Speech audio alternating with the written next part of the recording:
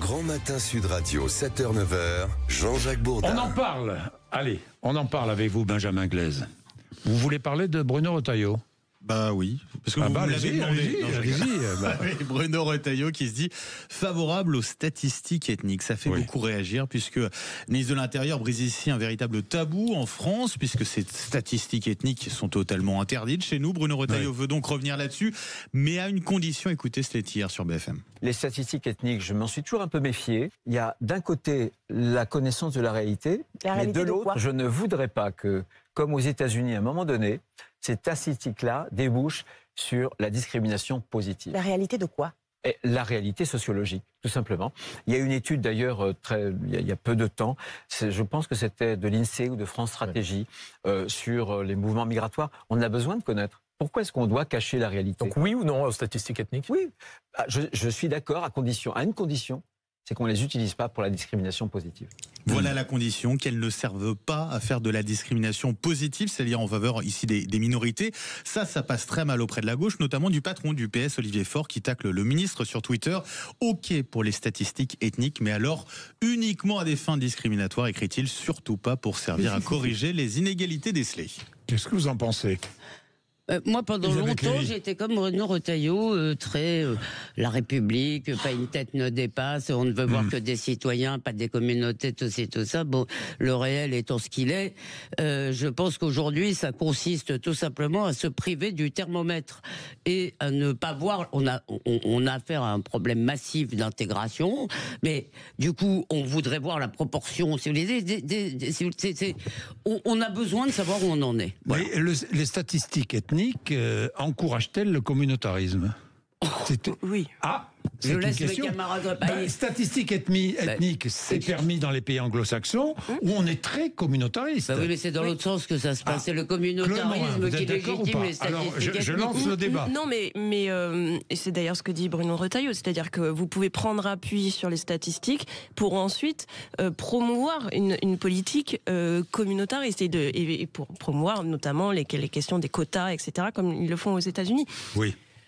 C'est vrai qu'en France, et une partie de la gauche le déplore, le fait de ne pas avoir de statistiques fait que on ne déploie pas à grande échelle la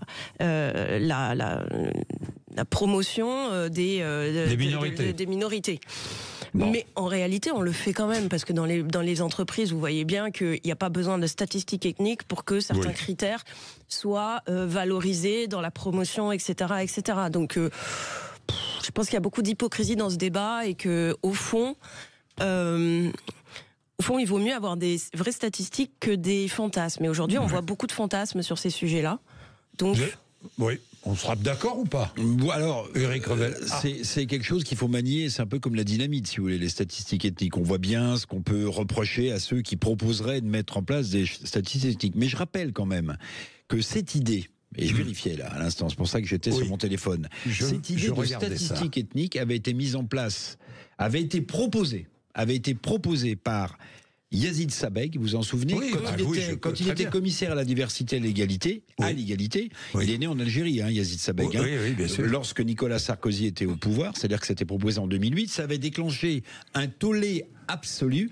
Et il me semble, on verra, parce que c'est tout nouveau, que la proposition de Retailleau qui remet sur la table cette idée, elle est moins contestée qu'elle ne l'a été en 2008. À l'époque, donc, oui, mais ça veut dire quelque chose du mouvement de la société, me semble-t-il. Voilà. Non, mais ce qui est marrant, en fait, c'est que il y a une aporie derrière cette affaire des statistiques ethniques. Il y a des gens qui vous disent à la fois que les différences culturelles n'existent pas, mais qu'elles sont merveilleuses.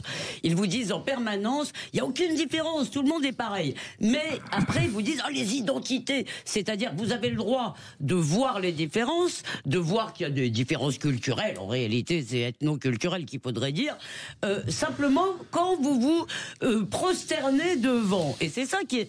Donc on devient fou, on vous dit c'est génial, mais ça n'existe pas. C'est comme tout, comme plein de... Comme le grand remplacement, si vous voulez, les gens vous disent, Mélenchon, il vous dit, ça n'existe pas, mais en même temps, il est en permanence en train de dire la nouvelle France, la France qui arrive, la vieille France qui est balayée, etc. Donc, comme le wokisme, ça n'existe pas. Mais c'est génial. Oui. Bon, eh bien, il est 8h29. Raphaël Glucksmann est mon invité dans quelques instants. Évidemment, nous allons revenir sur l'intronisation de Donald Trump. L'Europe, il est député européen, je le rappelle. La gauche, avec Raphaël Glucksmann. J'ai vu qu'LFI l'accusait d'être responsable de la défaite de Lies Loufoque dans l'Isère, dans la première circonscription de l'Isère. Vous êtes sur Sud Radio, vous ne ratez rien de l'actualité. Le rappel des titres avec Laurie Leclerc. Laurie.